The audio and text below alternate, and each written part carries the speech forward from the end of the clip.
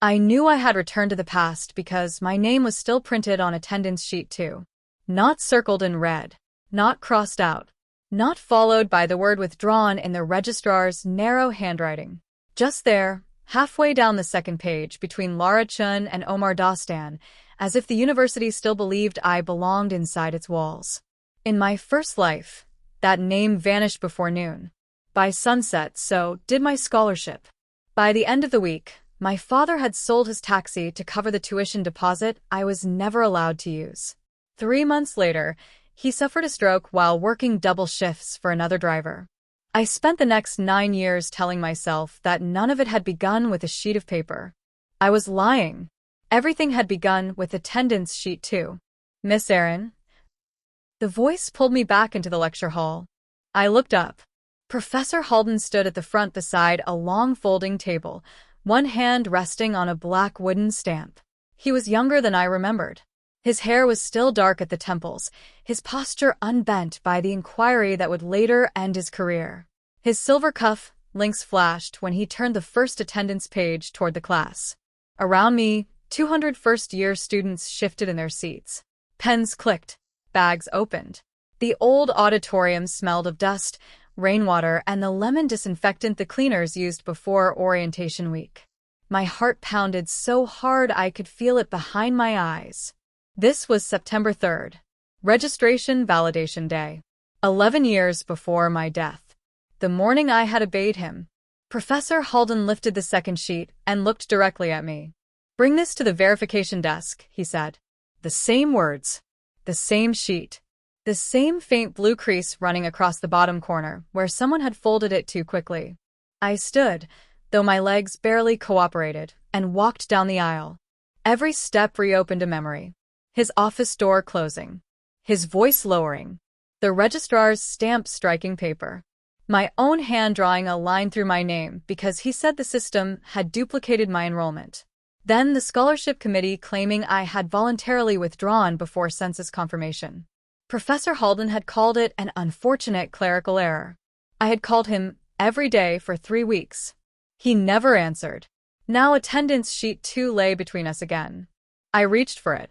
His fingers did not release the page immediately. For 1 second, he studied my face. "You seem pale," he said. "I've seen it." "You are certain?" "Yes." He let go. The paper felt impossibly light for something that had once buried an entire family.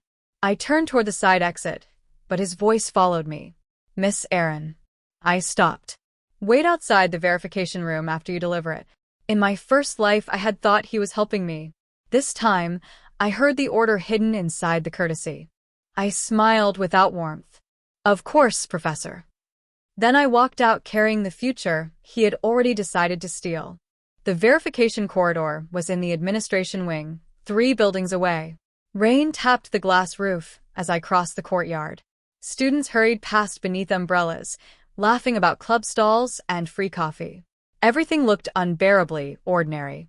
I wanted to grab each of them and say, "Remember this day. Watch who touches your paperwork." Never let a powerful man describe your disappearance as a correction. Instead, I held the attendance sheet against my chest and kept walking. At the verification desk, a clerk named Ms. Vale sorted forms beneath a flickering fluorescent light. I remembered her too. In my first life, she had refused to show me the original withdrawal form because it had already been archived. Years later, during the inquiry, she testified that Professor Halden frequently delivered student amendments after orientation. She looked up when I approached. "Attendance?" "Yes." I placed sheet 2 on the counter, but kept 2 fingers on the corner. Her gaze flicked to my hand. "You can leave it. I need a receipt." She blinked. "For an attendance sheet?" "Yes. We don't issue receipts for internal documents." "Then please sign a note confirming I delivered it intact at 10:14 this morning." She stared at me as though I had asked her to notarize a napkin. Behind me, a student coughed impatiently. Ms. Vale lowered her voice. "Did someone tell you to request that?" No. "Then why?" "Because the last time I trusted your office, my name became a ghost." I kept my expression calm. "My scholarship requires attendance validation. I want proof that I completed my responsibility. The scholarship explanation changed everything. She sighed, tore a square from a memo pad, wrote the date and time, then signed beneath it. Happy. Almost. I looked at the sheet. Please write that my name was present and uncrossed when received. Her pen stopped. For the first time, she looked genuinely alert. That is unusually specific. So, is losing a scholarship over a missing mark? We held each other's gaze. Then, slowly, she added the sentence. I folded the note and placed it inside the inner pocket of my blazer. That was the first interruption to the old story. A tiny one. A signature no one had possessed before. I had barely stepped away when the verification room door opened. Professor Halden stood inside. He should still have been lecturing. In my first life, I had never questioned how he reached the administration wing before me. Now I understood. Someone else had covered the hall. This had been scheduled. Miss Aaron, he said pleasantly. Come in. Ms. Vale immediately looked down at her desk. I entered, but did not let the door close behind me. Professor Halden noticed. Privacy would be preferable. I'm comfortable like this. His smile thinned by 0.5 millimeter. On the table behind him sat the black wooden validation stamp. The same one from the lecture hall. No. Not the same one. A duplicate. I remembered the inquiry photographs. 3 stamps had been recovered from his office, all bearing the registrar's code. Only one was authorized. At 18, I had not known stamps could be weapons.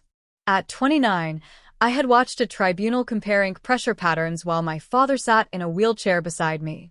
Professor Halden moved around the table. There is a minor issue with your enrollment record. What issue? A duplicated student entry. The phrase struck exactly where memory said it would. You appear on both sheet 1 and sheet 2. I checked sheet 1 in the hall. My name wasn't there. That was a lie. I had not checked. But he did not know that. His eyes paused. Only for an instant. Perhaps I was mistaken about the page. Then we should verify before changing anything. It is routine. So, verification should be easy. He placed a pen beside attendance sheet 2. The page had somehow moved from Ms. Vale's desk to his room while I was walking 6 steps down the corridor. My skin went cold. He tapped the line containing my name. Cross it off for now. There it was. The sentence that had followed me into death. Cross your name off. In my first life, he had smiled when he said it. I had obeyed because he was the program director, because my family had taught me to respect professors, because I feared looking difficult on my first day. I had drawn one clean line through Nadia Aaron. Then he had stamped the margin. Voluntary correction. Student confirmed. This time, I left the pen untouched. No. The word sounded louder than it was. Outside, the printer hummed. Rain ticked against the windows. Somewhere down the corridor, a telephone rang 3 times. Professor Halden's smile vanished. Excuse me? I won't cross out my name. It is temporary. Then you can leave it temporarily present. You misunderstand the process. Explain it in writing. His eyes sharpened. I do not need to justify a routine correction to a first-year student. Then, I do not need to authorize it. A different person entered the room at that moment. Not physically. She had been there all along, hidden beneath my borrowed youth and shaking hands. The woman who had spent 9 years reading administrative policy at night. The woman who knew the difference between an attendance correction and a withdrawal declaration. The woman who had died in a hospital stairwell after finally obtaining the evidence that proved Professor Halden had sold scholarship places to donors' children. She lifted her chin through me. My enrollment is valid, I said. My scholarship is active. My name stays. Professor Halden reached for the stamp. Your refusal will be recorded. Good. He pressed the stamp toward the page. I moved attendance sheet 2 before the rubber touched it. The wooden handle struck the metal edge of the table. A sharp crack split the room. Everyone froze. A hairline fracture appeared across the stamp's black handle. Then the lower block separated and dropped to the floor. The rubber seal landed face up. Even upside down, I recognized the code. Reg 4C. The authorized registrar stamp was Reg for A. His stamp was counterfeit. Professor Halden moved first. He bent to grab it. So did I. Our hands reached the floor at the same time. I was younger. Faster. My fingers closed around the broken seal. His hand locked around my wrist. Pain shot toward my elbow. Give that to me, he said. His voice no longer sounded professorial. It sounded frightened. I looked at the open doorway. Ms. Vale was staring directly at us. So were 3 students waiting at her desk. Witnesses. The old story had happened behind a closed door. This one had an audience. Let go of me, I said clearly. Professor Halden released my wrist as though burned. The corridor went silent. I stood, still holding the cracked stamp. Ms. Vale's face had drained of color. She knew the code too. Professor, she whispered, where did you get that? He recovered quickly. A retired office seal. I was asked to dispose of it. Then why were you using it? I wasn't. The lie arrived too fast. Everyone had heard the impact. Everyone had seen his hand over the sheet. I turned the broken stamp so the ink dark rubber faced the doorway. Please call the registrar, I said. Professor Halden stepped between me and the exit. That will not be necessary. It was the first time I saw the future change in his face. Not collapse. Not yet. Just shift. He had expected a compliant scholarship girl who feared authority. Instead, he had cracked the one object that could prove his authority was fake. And I was holding both pieces. The registrar arrived 7 minutes later. Dr. Soren was a small woman with steel-gray hair and the habit of entering rooms as if she had already read everyone's excuses. In my first life, I met her only once, months after my withdrawal, when she told me there was no evidence of coercion. This time, the evidence was in my hand. She took one look at the code and stopped. Who used this? No one answered. Professor Halden recovered first. It was found among retired materials. Dr. Soren looked at the fresh black ink across the rubber face. Retired materials do not generally arrive inked. His jaw tightened. I placed attendance sheet 2 on the desk. He asked me to cross my name off and intended to stamp the change. That is not what happened, he said. Ms. Vale glanced toward the students in the corridor. One of them, a boy with a red backpack, raised his hand awkwardly. I saw him put the stamp down. Another student nodded. And he grabbed her wrist when it broke. Professor Halden turned on them with such controlled fury that both stepped back. Dr. Soren noticed. So did I, Ms. Vale said. That surprised everyone, especially her. Her voice trembled, but she repeated it. I saw him hold Miss Aaron's wrist and demand the seal. The room changed again. A fact spoken by one frightened student could be dismissed as confusion. 4 witnesses created a record. Dr. Soren extended her hand. The seal, please. I gave it to her. Professor Halden inhaled as though preparing a speech. She cut him off. Do not leave campus. Registrar. Do not leave campus.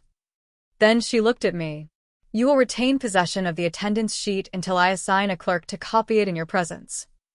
I almost asked her to repeat herself. In my first life, the university had taken every document and returned only conclusions. This time, she was telling me to keep the original. Thank you, I said. Professor Halden stared at the page in my hands. Not at me. At the page. I finally understood what attendance sheet 2 truly contained. It was not merely a list of students. It was a map of the places he intended to empty. My name was one of them. How many others were there? The question followed me all afternoon. Classes continued as though the administration wing had not just cracked open. Students complained about cafeteria prices. A society president handed out flyers. Someone practiced drums badly in the music building.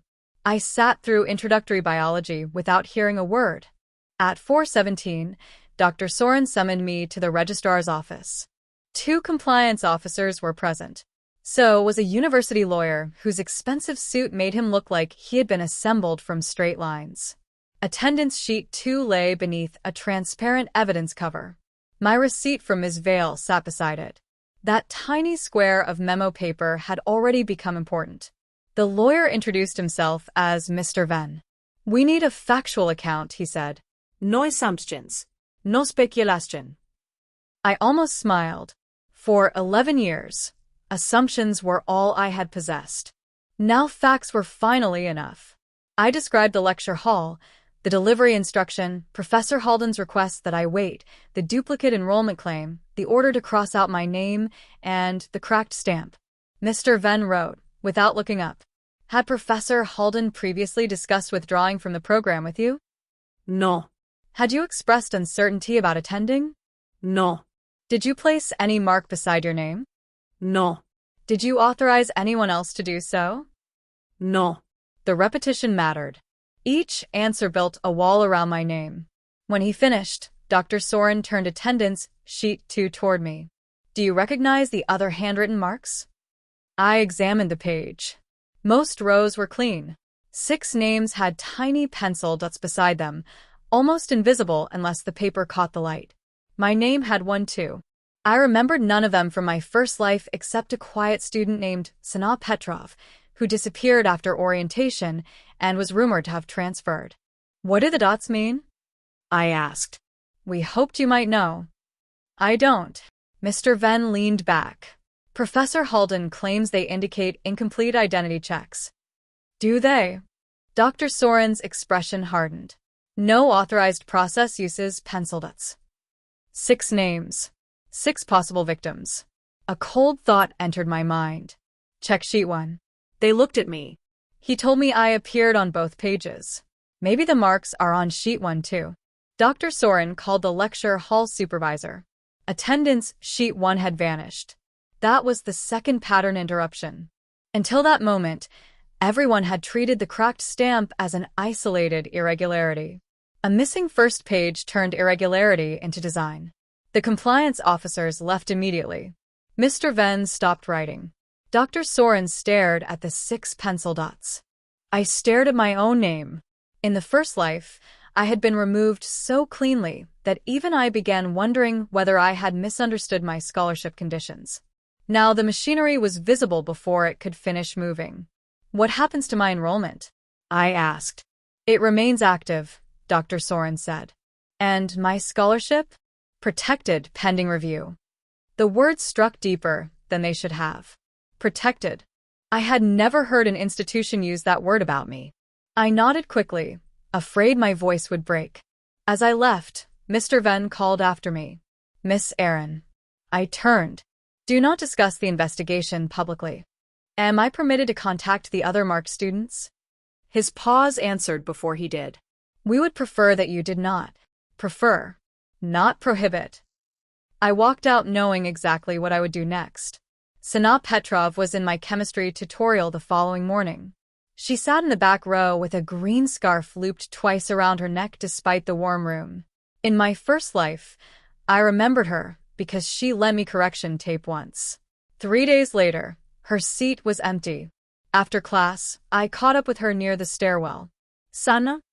She turned cautiously. "I'm Nadia." "We're on the same attendance sheet." Her expression changed at the phrase.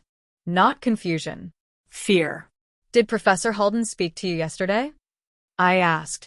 Her gaze darted toward the corridor. "I have to go." "He told you there was a duplicate enrollment." She stopped.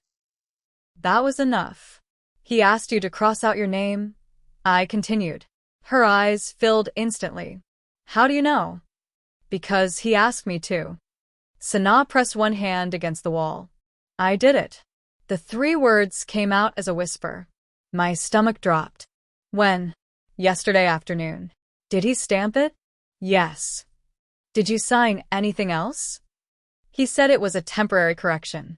He gave me a yellow form. "What did it say?" I didn't read all of it. Of course she had not. Neither had I. Authority moved fastest when shame kept victims from asking others what happened. "Do you still have a copy?" She shook her head. "He kept it." "Come with me to the registrar."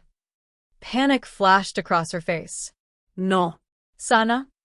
"My uncle arranged this scholarship. If there's a problem, he'll say, I embarrassed the family." You didn't create the problem. That won't matter to him. There it was, a trap built from more than paperwork. Professor Halden did not choose students randomly. He chose those whose families had taught them that obedience was gratitude. Girls who would fear seeming ungrateful. Students whose visas depended on continuous enrollment. Scholarship recipients who believed any question might expose them as undeserving. He had chosen me perfectly the first time. He had chosen Sana perfectly now. I lower my voice. You can come as a witness, or you can wait until they call you as a withdrawn student. Either way, the record already exists. Her breathing became shallow. I softened. But right now, you still have a chance to say you were misled before someone says you volunteered. She looked at me for a long time. Then she nodded. We walked to the registrar together. By noon, 2 more MARC students had come forward. Eli Ward, whose athletic scholarship required full-time status. Maran Wosu, an international student whose sponsor had paid the first semester in advance. Both had been told their names appeared twice. Both had crossed themselves off. Both had received yellow forms they did not fully understand. The 5th MARC student, Lara Chen, refused to speak to us. The 6th, Omar Dostan, could not be found. His phone was disconnected. His dorm room had never been occupied. That should have frightened me. Instead, it triggered a memory I had buried for 11 years. A newspaper article from the original inquiry.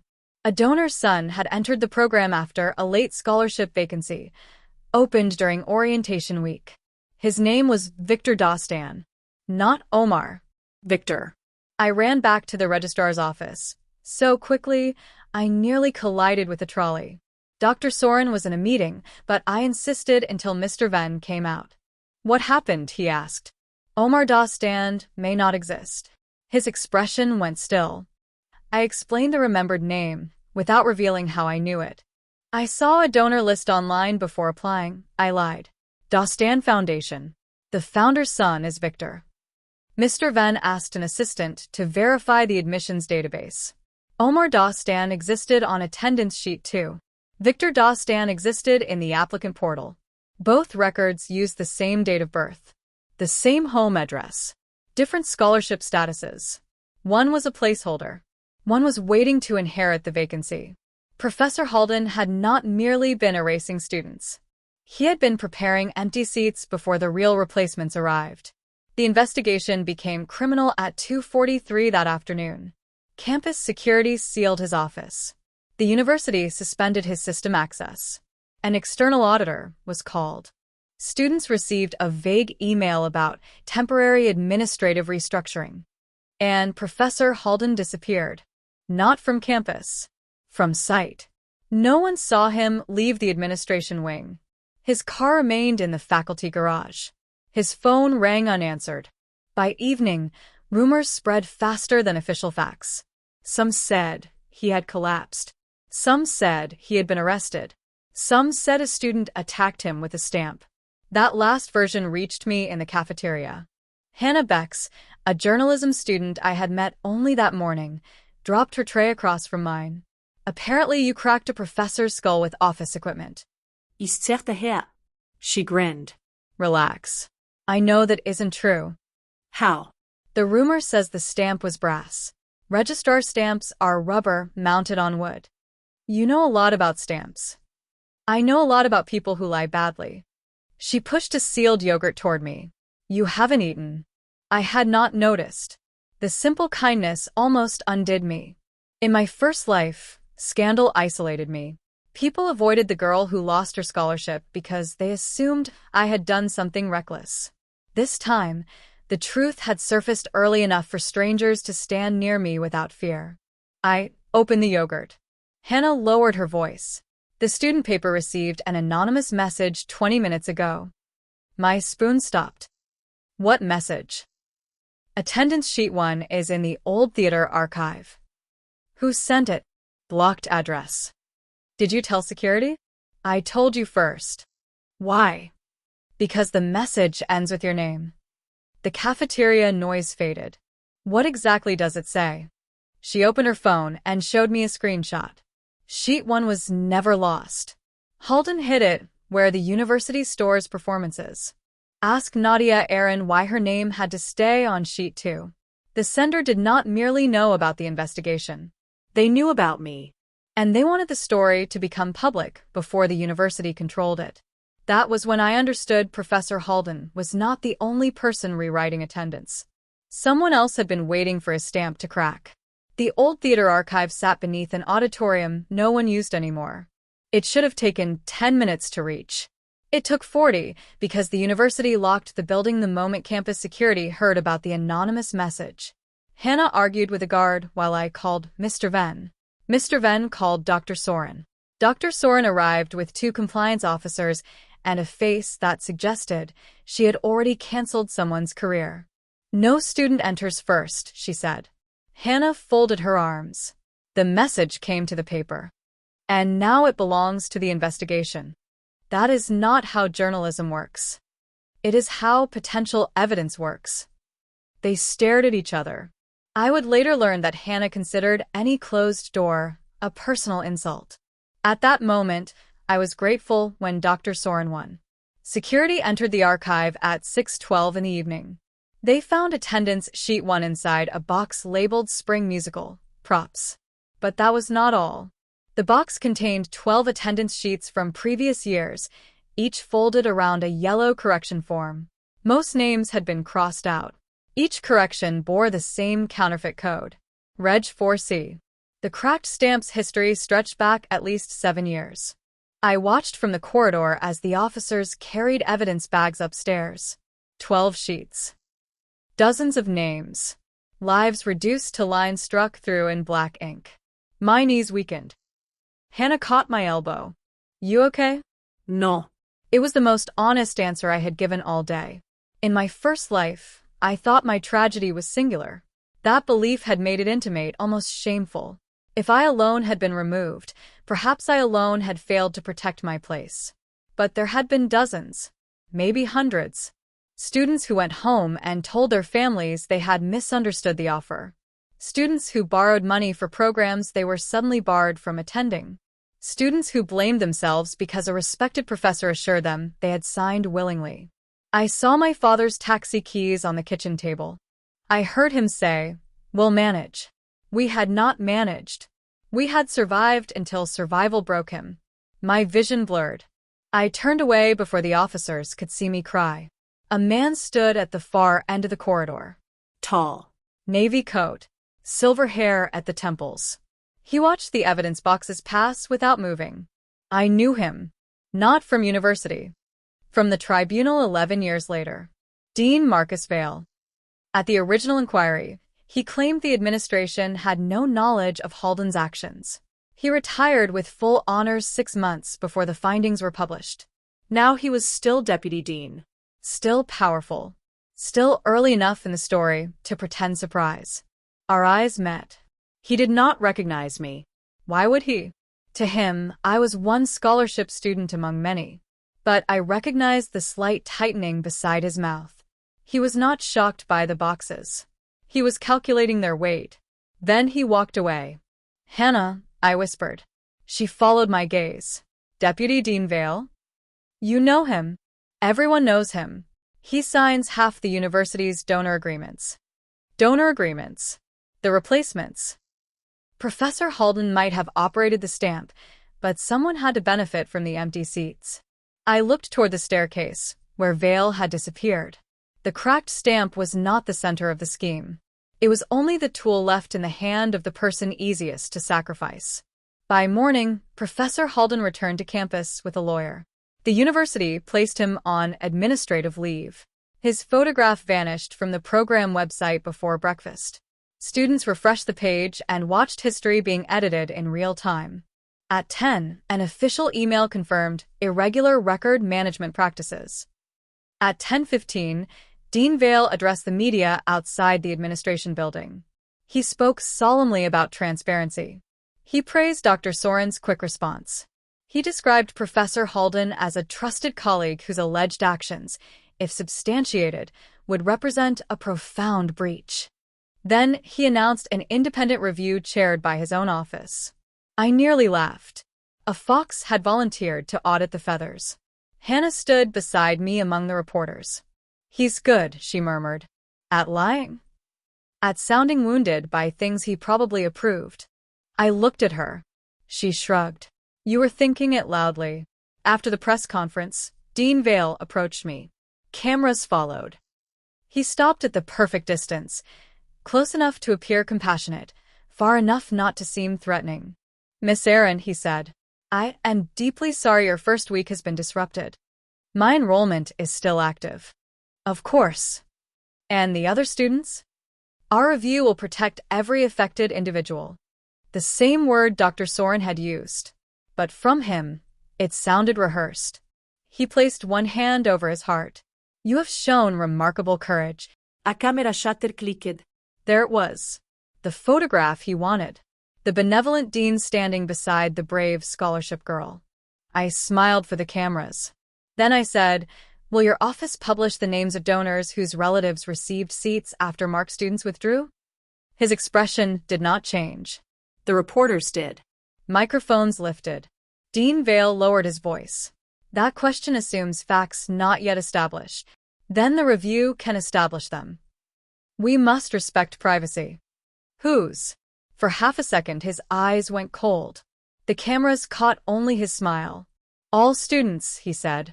He ended the exchange and walked away. Hannah exhaled. You just ruined his photograph. Good. The clip spread online before lunch. Not because my question was brilliant. Because powerful men rarely expected a young woman to reject the role of grateful victim while cameras were rolling. My scholarship foundation called that afternoon. The director, Mrs. Abadi, spoke with a careful gentleness that made every sentence feel pre-approved. We support your pursuit of clarity, she said. Do you support my continued funding? Your award remains under review. Why? Administrative instability may affect eligibility. My enrollment is valid. We understand. Then what instability? A pause. We advise you not to make further public statements until the university completes its process. The threat was soft enough to deny. Stay quiet, or your funding becomes uncertain. In my first life, I had received a similar call after begging for reinstatement. I apologized for causing difficulty. 2 days later, they canceled my award. This time, I opened the voice recording application on my laptop. Could you send that advice in writing? I asked. We prefer to discuss sensitive matters verbally. I prefer written clarification of any condition attached to my scholarship. Another pause. We will be in touch. The call ended. They never sent the condition, but they had already said enough. That evening, I returned home to find my father repairing the kitchen tap. For several seconds, I could not move. He was 52, healthy, impatient with instructions, and still wearing the faded blue shirt he loved because the pockets were properly deep. In my first life, after the stroke, his right hand never closed fully again. Now both hands gripped a wrench. Why are you staring? He asked. I crossed the room and hugged him. The wrench clattered into the sink. Nadia? I had a bad day. He patted my back awkwardly. Did university discover you are not as clever as we advertised? I laughed into his shoulder. No. Then we can fix it. He always believed problems could be fixed if named early enough. Maybe that was why losing the taxi had destroyed him. He had named the wrong problem. He thought we needed money. We needed proof. At dinner, I told my parents a reduced version of what happened. I left out the rebirth, the future inquiry, and the fact that I knew my father's face after paralysis. My mother set down her fork. You challenge a professor on your first day? He asked me to remove my own name. You should have called us. There wasn't time. My father frowned. Did you sign anything? No. Good. My mother looked between us. Good? She could lose the scholarship. The words pierced me. In the old life, he had sold it because I already had. I reached beneath the table and held his hand. No one is selling anything, I said. He squeezed once. Then eat. For one evening, I allowed myself to believe the worst had been prevented. The next morning, a photograph of me appeared across campus forums.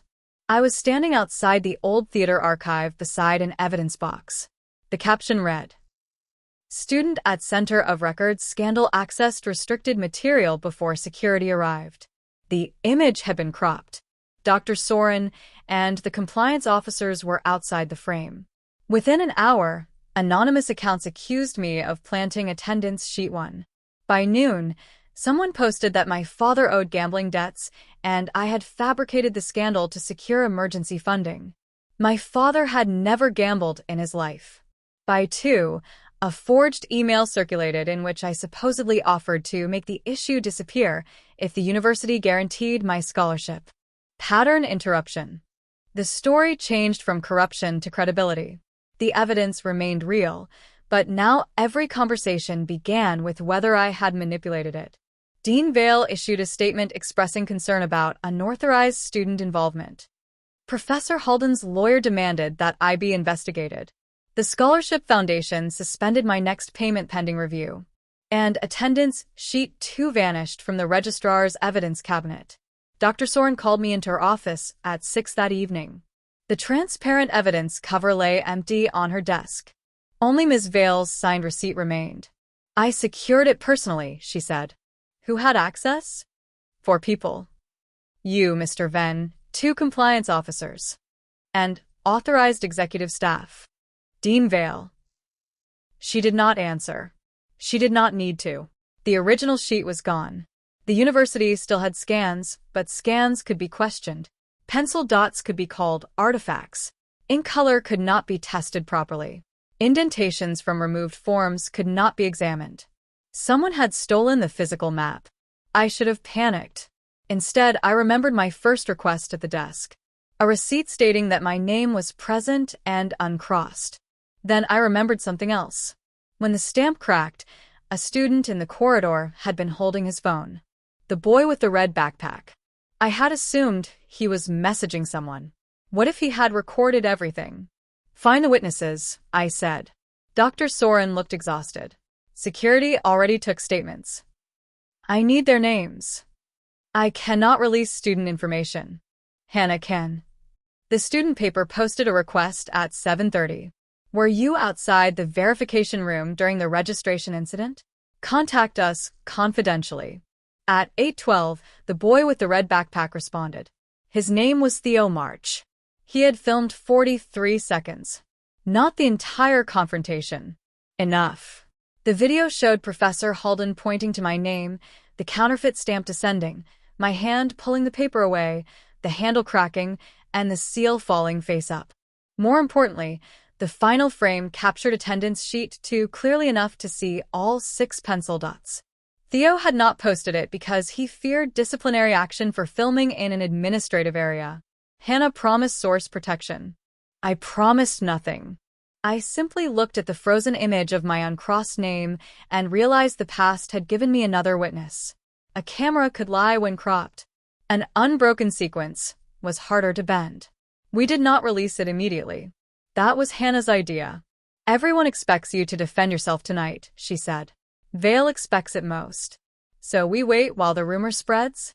We wait until he commits to the lie." I understood. Evidence was powerful. Contradiction was stronger. The following morning, Dean Vale held another press conference. He stated that no reliable evidence proved Professor Halden attempted an unauthorized correction. He said the missing sheet complicated the review. He described my account as one perspective among several. Then a reporter asked whether the pencil dots existed. Dean Vale answered, "We have found no independently verifiable record of such markings." Hannah pressed publish. Theo's video went live while Vale was still at the microphone. Phones began buzzing through the press crowd. One reporter watched the clip, then raised her voice. "Deputy Dean, the student paper has video showing the markings and counterfeit stamp. Were you aware of this recording?" Vale's face changed. Not dramatically. A blink held too long. A breath taken too slowly. But the cameras were close. This time, they captured the crack. He ended the conference within 90 seconds. By lunchtime, the external auditor removed his office from control of the review. By evening, police requested the cracked stamp. And at midnight, someone pushed an envelope beneath my family's front door. Inside was a photocopy of attendance sheet too. Across the bottom, in red ink, someone had written, "You saved your name. Can you save theirs?" The photocopy contained something the university scan did not. On the reverse side, 6 columns of numbers had been written in pencil. At first they looked meaningless. 7 digits beside my name. 7 beside Sanaa's. 7 beside every marked student. Hannah photographed the page while I searched the university database from my laptop.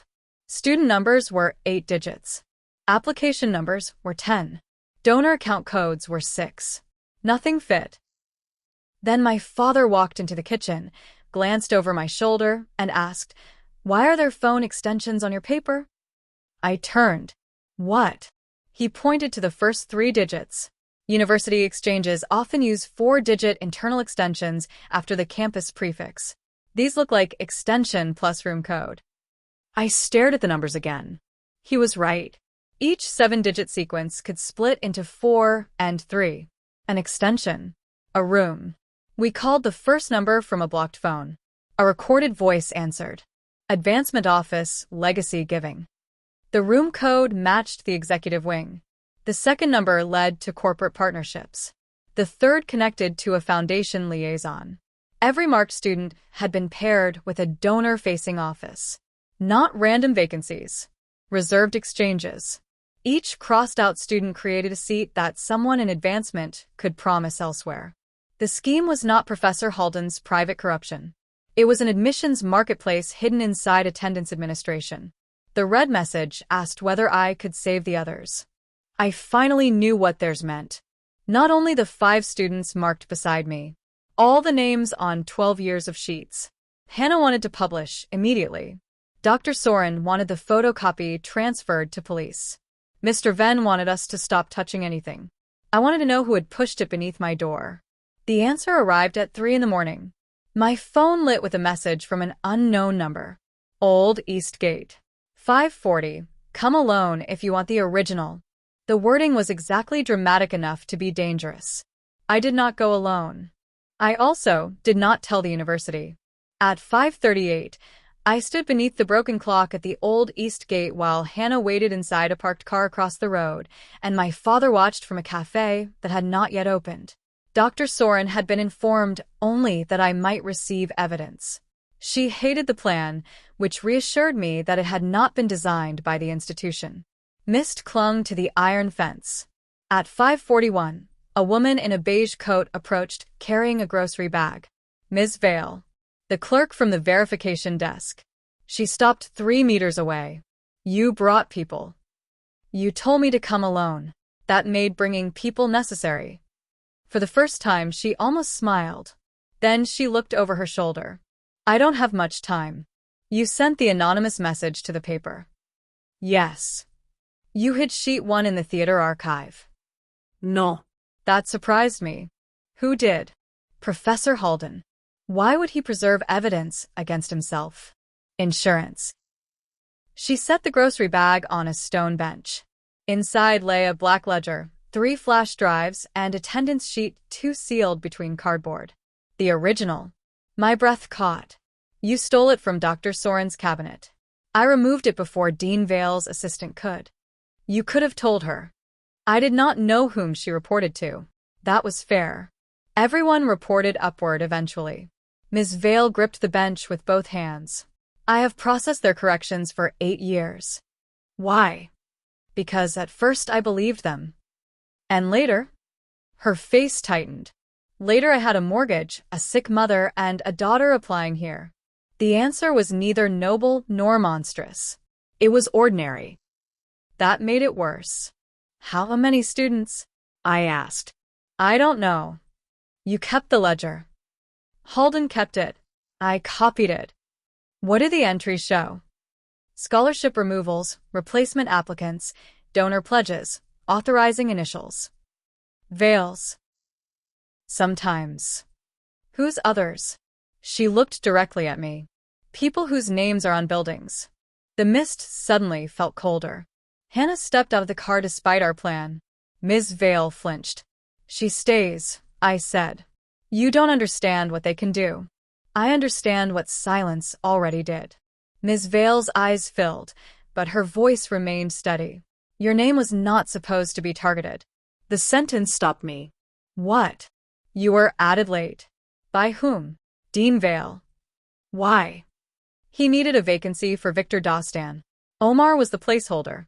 Your scholarship was the easiest to challenge because the foundation's payment had arrived 1 day late. My life had collapsed over a 1-day bank delay. Not merit. Not eligibility. Convenience. A wealthy family wanted a seat, and my name had the weakest administrative shield. For 11 years, I had searched for a reason large enough to explain the damage. There was none. I had simply been the easiest line to cross. Ms. Vale pushed the bag toward me. The original sheet will prove the pencil marks and indentations. The ledger will connect the vacancies. The drives contain scanned forms and emails. Why give them to me? Because the university will negotiate. With police involved, especially with police involved, institutions fear scandal more than guilt. She stepped closer.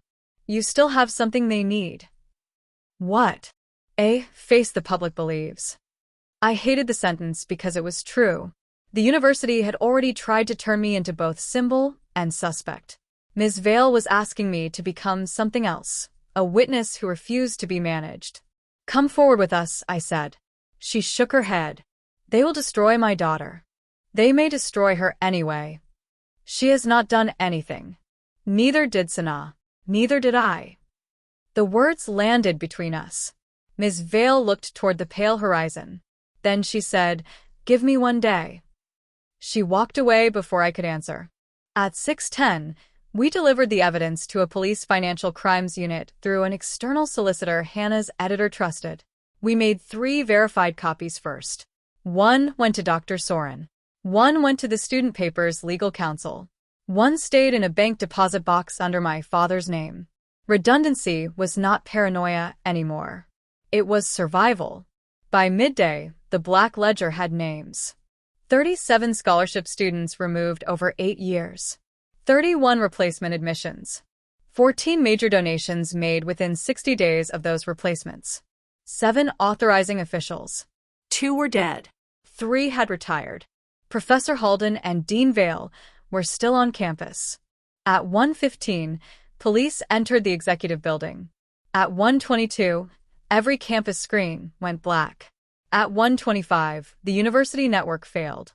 Someone had triggered a system-wide data purge.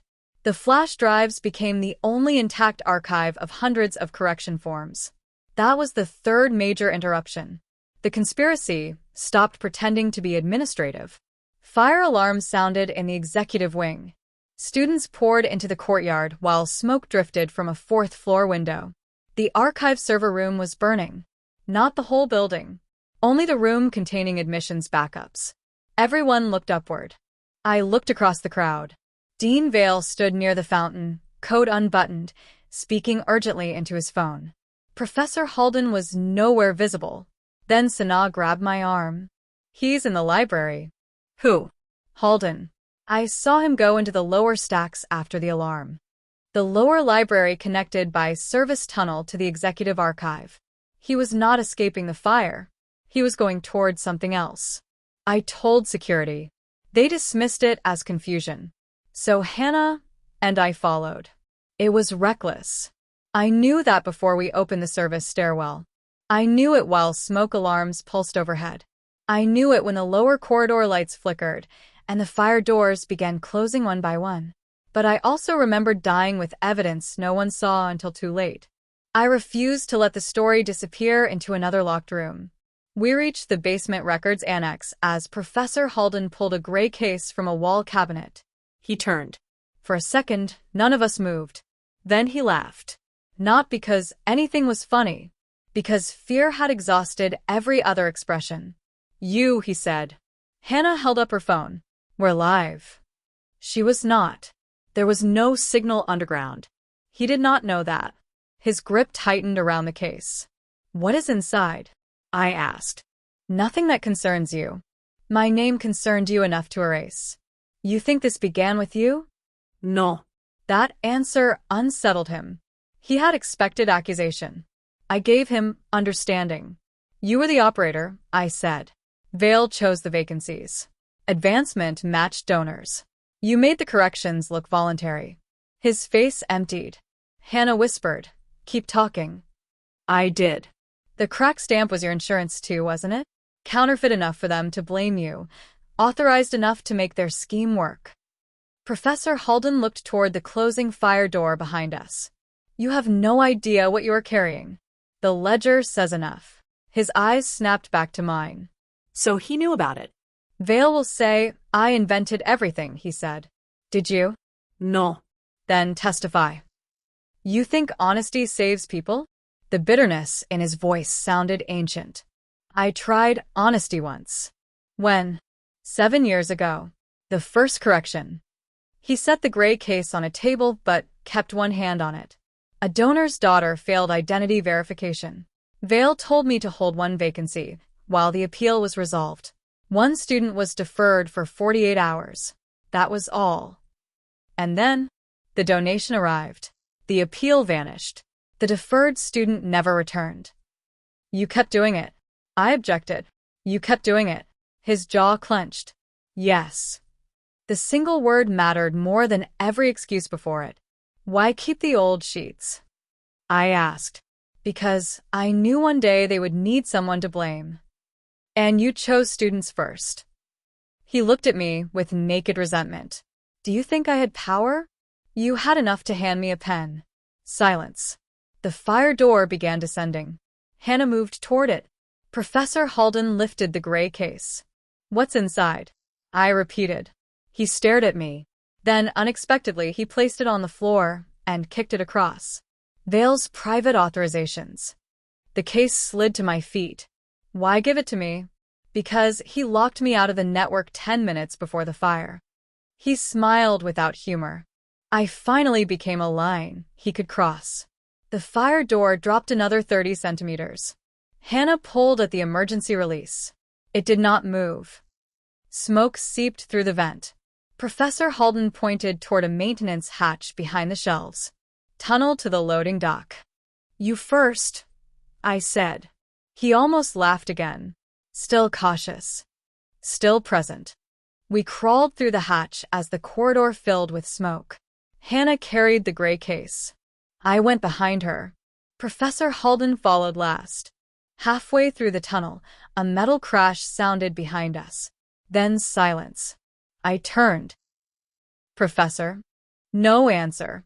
I crawled back 3 meters and found him pinned beneath a collapsed ventilation panel. For one terrible second, the old life returned. The hospital stairwell. My own body failing. The evidence bag slipping from my hand. No one coming back.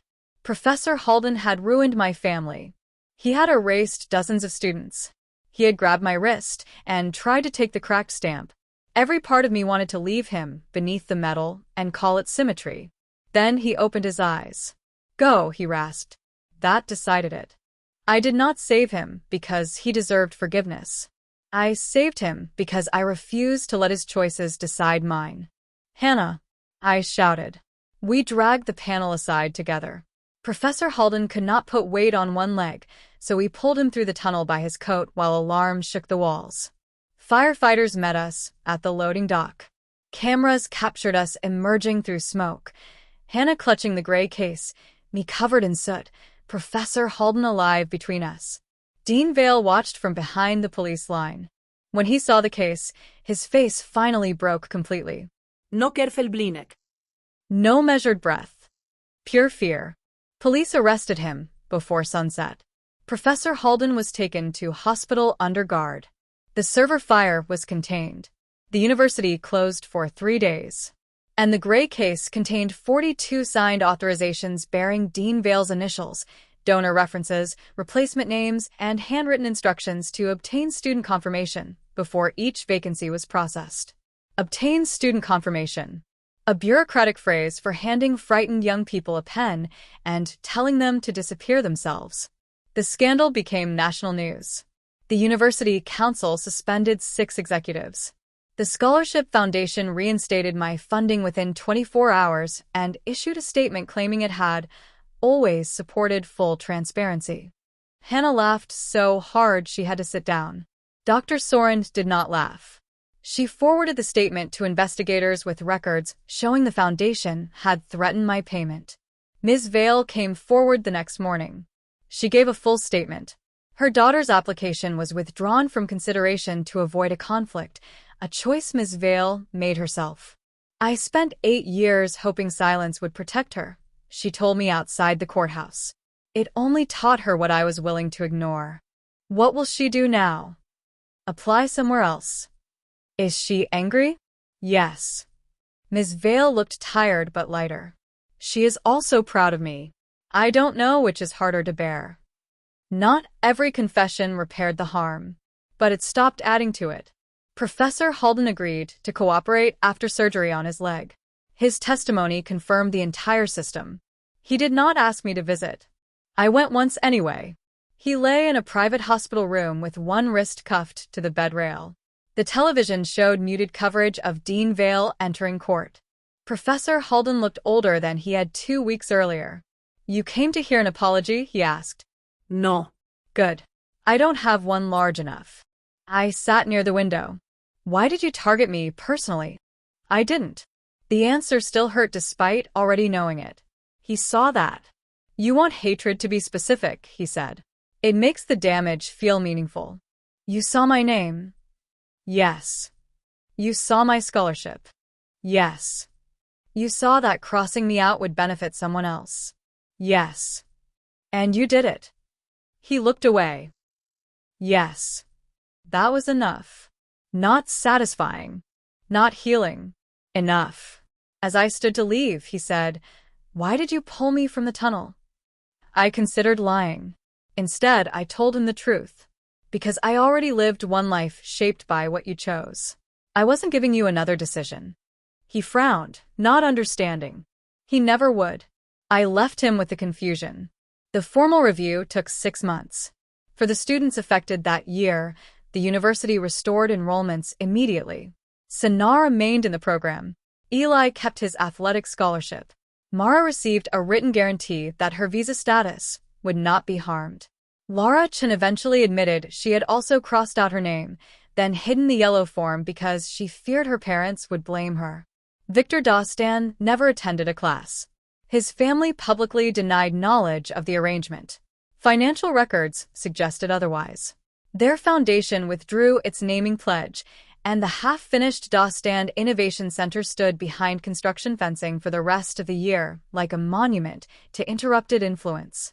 The older cases were harder. Some students could not be located. Some had built lives elsewhere and wanted nothing from the university except an admission that they had not withdrawn voluntarily. Some returned. One woman named Kira Moss had been removed 8 years earlier, 2 weeks before completing the first module of a nursing scholarship. She came back at 34 with 2 children and finished the degree she had once been told she abandoned. At her reinstatement ceremony, she held the university's apology in one hand and said, "Paper took this from me. Paper can at least say who did it." Another former student refused compensation and demanded a public wall displaying every erased name. The university resisted. They called it legally sensitive. The victims called it memory. Eventually, the wall was approved. Attendance sheet 2 was placed behind glass at its center. Not the photocopy. The original. My name remained uncrossed. Beside it, the cracked counterfeit stamp sat in 2 pieces. Visitors often assumed the break exposed the conspiracy. That was only partly true. The stamp cracked because I moved the sheet. The conspiracy surfaced because people chose one after another not to look away. Ms. Vale signed the receipt. Theo kept filming. Sana spoke. Hannah published. Dr. Soren refused to surrender the process. My father recognized a phone extension. Even Professor Halden, too late and for selfish reasons, finally opened the case he had kept as insurance. No single brave act saved everyone. A chain did. That became the lesson I carried forward. A year after the arrests, Dean Vale pleaded guilty to fraud, records tampering, conspiracy, and obstruction. Professor Halden pleaded guilty to falsifying student records and accepted a reduced sentence for cooperation. Several advancement officials went to trial. 2 scholarship foundations paid settlements. The university president resigned while insisting she had known nothing. Maybe she had not. Ignorance at that level was not innocence. It was architecture. My family received compensation for legal costs and emotional harm, though in this life we had not yet lost the taxi, my father's health, or 11 years. I asked the solicitor whether accepting money for damage prevented felt wrong. She said, "They are not paying for a tragedy completed. They are paying because they attempted it." We used part of the settlement to clear the mortgage. My father kept driving his taxi because retirement bored him. My mother made him reduce his hours because survival had made both of them stubborn in opposite directions. Sometimes I woke before dawn convinced I would hear his cane against the hallway floor. Then I would find him in the kitchen opening jars with both hands and have to turn away until the old grief passed. Rebirth did not erase memory. It gave memory nowhere to go. I knew which birthdays had once been spent in hospitals, which arguments had been our last before someone died, which ordinary mornings were miracles only because I had seen their absence. For months, I tried to control everything. I checked every form 3 times, photographed every signature, recorded every meeting with permission, kept duplicate files in 3 locations. Some caution was wise. Some was fear wearing a professional expression. Hannah noticed first. We were preparing an investigative feature about scholarship reform when she closed my laptop. "What are you doing?" I asked. "Stopping you from saving version 12 of a document that has not changed since version 4. I adjusted 2 sentences. You moved a comma. Punctuation matters. So does sleep.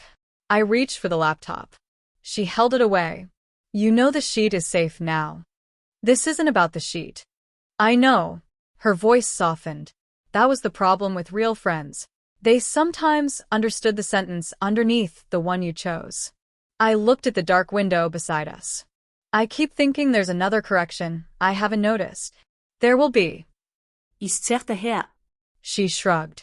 "Not every problem is a conspiracy, Nadia. But life will keep changing things without asking you. You cannot lock every document behind glass." "I can try."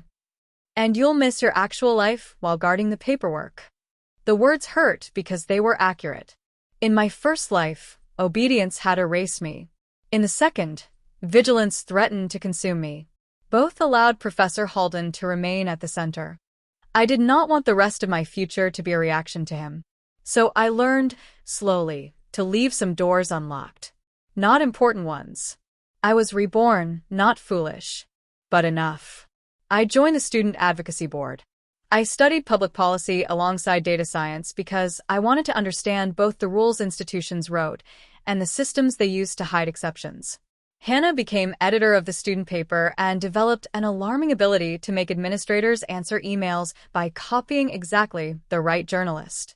Sana became my closest friend almost by accident.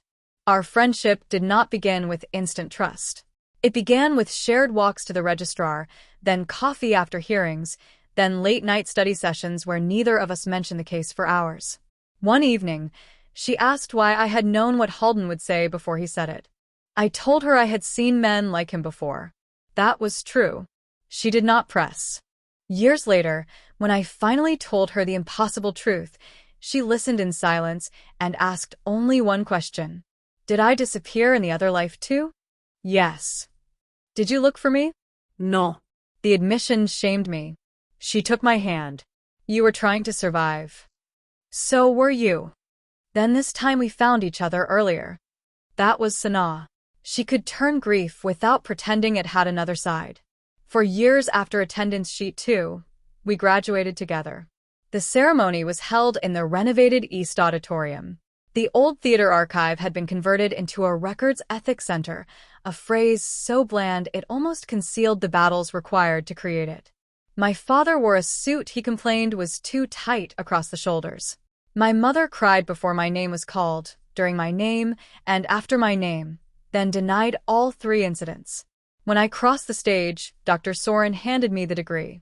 She had become Registrar Emerita and was supposed to be seated with guests, but she insisted on presenting the first degrees awarded under the new student record charter. "Still present," she whispered as I took the folder. The words struck me with such force that I nearly missed the photographer's mark. Still present. Not merely enrolled. Not merely surviving. Present. Afterward, I walked to the memorial wall. Dozens of restored names had been etched beneath the glass display. Some had dates of return. Some had the words "acknowledgement accepted." Some had no note because the person could not be found. My own name was not on the wall. It had never been erased in this life. For a while, that absence made me feel guilty. Then Kira Moss found me standing there. "You look like you're waiting for your name," she said. "I was almost one of them. But you weren't." Because I knew what was coming. She did not know how literally I meant it. "Every person who steps away from a falling roof does not owe the roof an apology," she said. "You helped pull the rest of us out." I looked at the broken stamp behind glass. Its handle remained split diagonally. The rubber seal had dried, but a trace of black ink still darkened the counterfeit code. "People call it the cracked stamp case," I said. "They need simple names for complicated harm. It makes it sound accidental." The crack was accidental. She nodded toward attendance sheet 2. "Keeping your name wasn't." That distinction stayed with me. Years passed. Not in a montage of constant victory. Real life rarely respected narrative efficiency. There were exams I failed, jobs I did not get, friendships that faded without villains, and days when being given another life felt less like a gift than an impossible standard. I knew what one future looked like, so every ordinary mistake seemed capable of wasting the second chance. Eventually, I understood that rebirth was not a demand for perfection. It was permission to choose again. I became an investigator for the National Education Integrity Office. My first major case involved a vocational college inventing attendance records for students who never entered the country. My second involved a scholarship panel that ranked applicants using donor status hidden inside community engagement scores. I kept a replica of attendance sheet 2 in my office drawer. Not framed. Not displayed. Folded. Used. Whenever a case became abstract, I opened it and looked at the names. Systems harmed people most efficiently when they converted them into fields, rows, and status codes. My job was to reverse the process. To look at a crossed-out line and ask who held the pen. To examine a missing record and ask who benefited from the absence. To hear routine correction and demand the routine in writing. 10 years after the scandal, the university invited me to give the keynote address at the opening of a new scholarship center. They wanted the speech to be hopeful. Institutions always wanted survivors to provide hope after administrators finished providing scandal. I agreed on one condition. The event had to include former erased students, not only donors and officials. The planning committee hesitated. I forwarded the correspondence to Hannah, who now ran an investigative newsroom. The committee discovered enthusiasm. The center opened on September 3rd, exactly 10 years after Validation Day. Before the ceremony, I walked alone through the old administration corridor. The verification room had been renovated. The folding table was gone.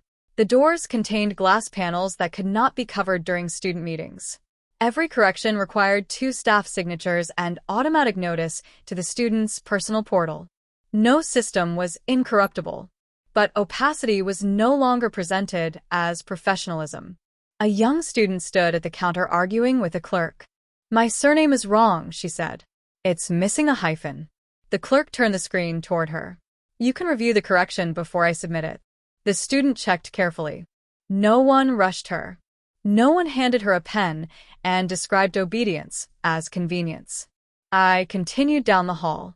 At the memorial wall, I found an elderly man staring at one name. Omar Dostan, the placeholder. Unlike the erased students, Omar had never existed. Yet the review committee had included the false name in a separate section labeled Manufactured Records. The man noticed me. "My grandson was Victor," he said. I said nothing. He never knew what his father arranged. Did he take the place? He refused after the news broke. That was true. Victor later testified that he had believed he was admitted from a waitlist. He enrolled elsewhere and changed his surname. The man looked at the false name. They created Omar to make room for Victor. Yes.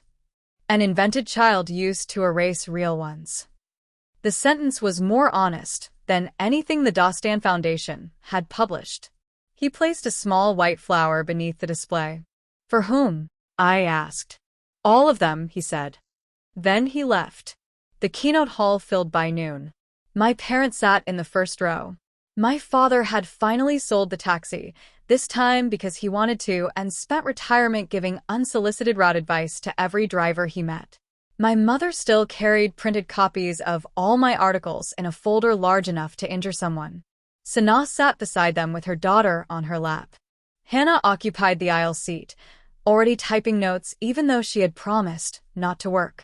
Ms. Vale attended quietly from the back. Dr. Soren sat near the stage. Kira Moss wore her nursing uniform because she had come directly from a hospital shift. 37 restored students had been invited. 22 came. That was enough to transform the room.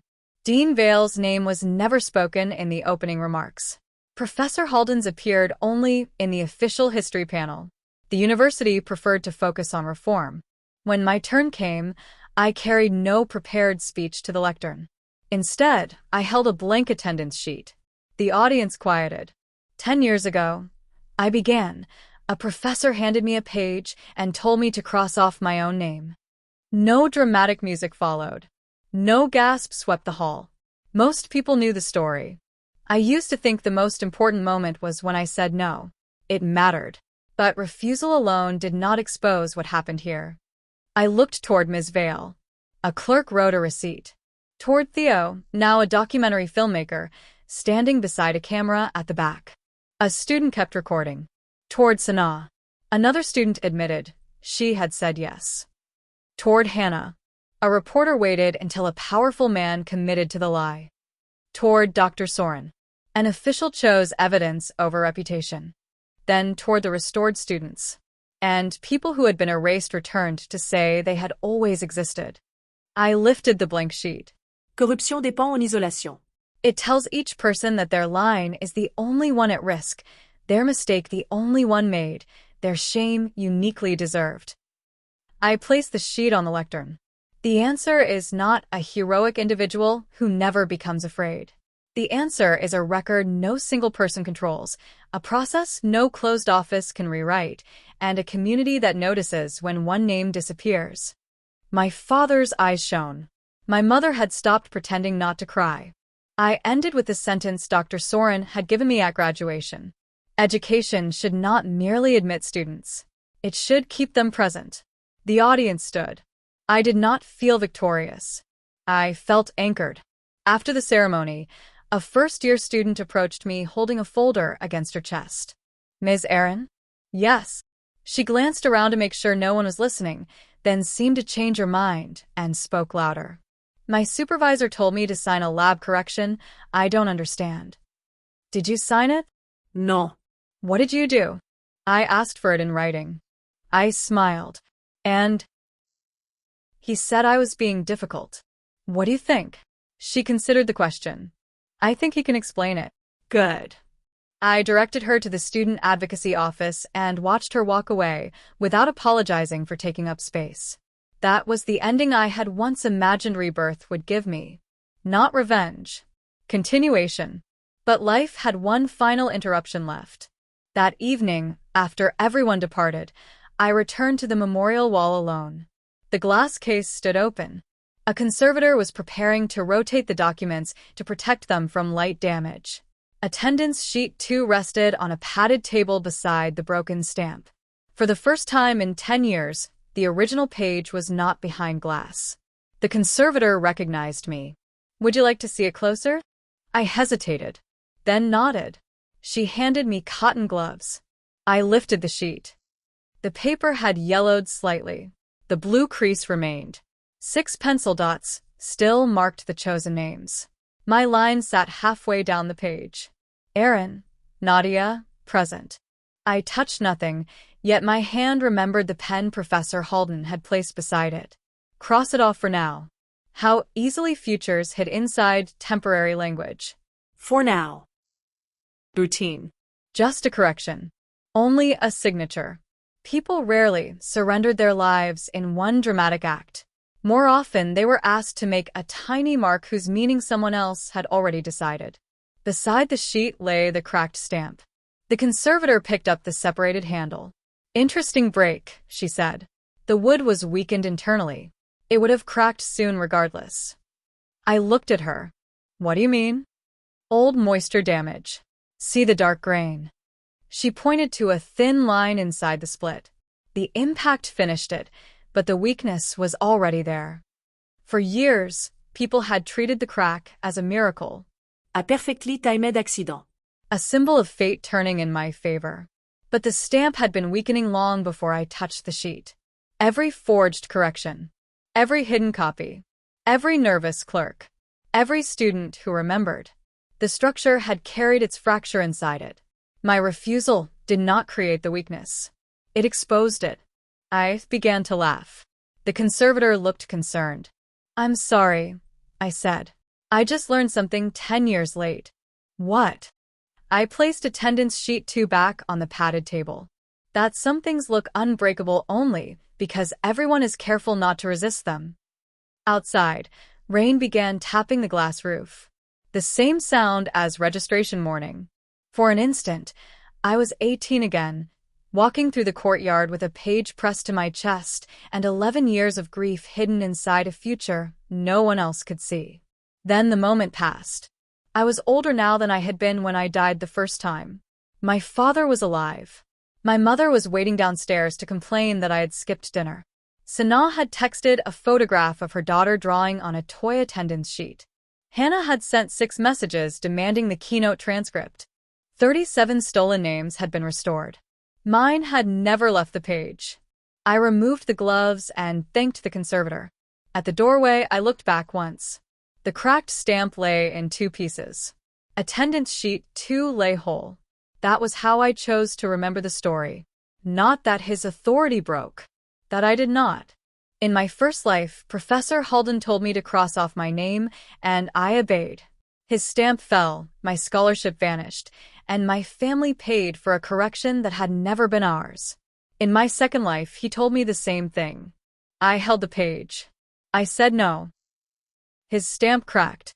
And this time, when the ink tried to decide who belonged, every erased woman, every frightened student, every witness in the corridor, and every person who had once been told their absence was voluntary stepped forward together.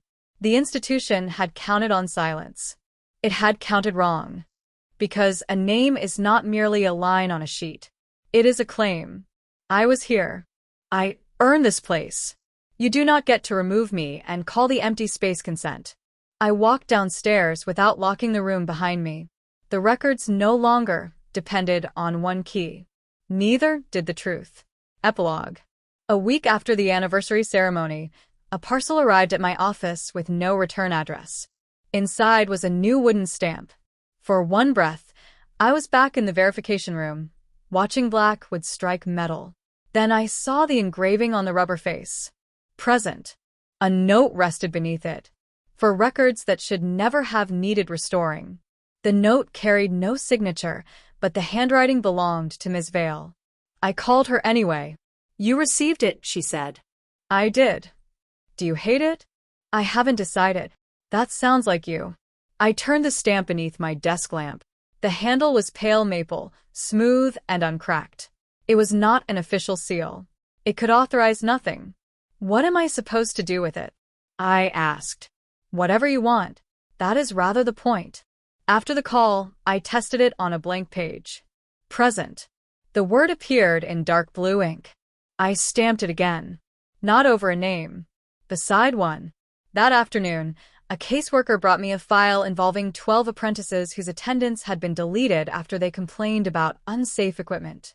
Their training provider claimed a software migration had caused the loss. 12 names. 12 blank rows. Years earlier, the sight would have filled me with panic. I would have imagined every possible hidden order and treated suspicion as proof. Now I began with questions. Who exported the data? who approved the migration, who benefited when the apprentices became ineligible for compensation. Then I called the first student. A young woman answered on the fourth ring. "My name is Nadia Aaron," I said. "I'm reviewing your attendance record." A guarded silence followed. "They already told me there's nothing they can do." "I'm not calling to tell you that." "What are you calling to say?"